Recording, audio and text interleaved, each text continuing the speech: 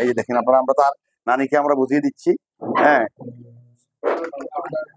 সোহান তুমি সুস্থ আছো?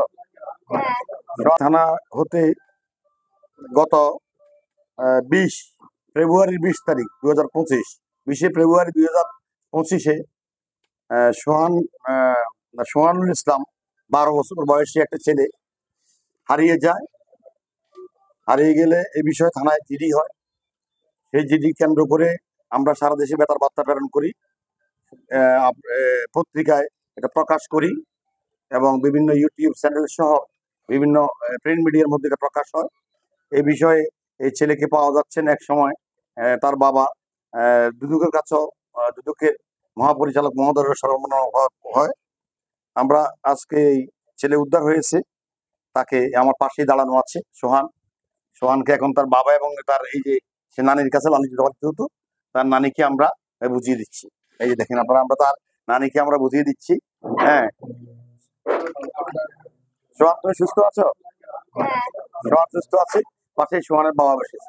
আপনাদের কাছে কেমন লাগছে এটা? ভালো লাগছে। সবাইকে ধন্যবাদ। এখন বলো বলো।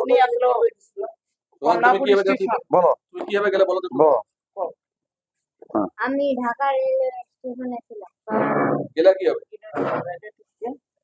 এখান থেকে তিস্তায় ঘুরতে গেছিলাম ট্রেনে করে। ওখান থেকে এক ছেলের সাথে দেখা হয়েছিল। ওই ছেলে বললো যে চল পার্বতীপুর যাই। ওখান থেকে একবার লালমাট রেল স্টেশনে দেখা হয়েছিল। তারপরে ওর সাথে পার্বতীপুর গিয়েছি। তারপরে ওখান থেকে ঢাকায় গিয়েছিলাম। তারপরে ওইখানে ছিলাম, যখন ও চলে আসছে তখন আমি ওখানে থেকেছি। স্টেশনের ভিতরেই ছিলাম।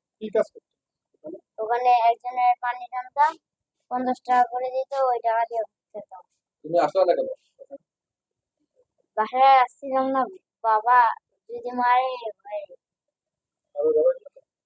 না। আর ওই যে চুরি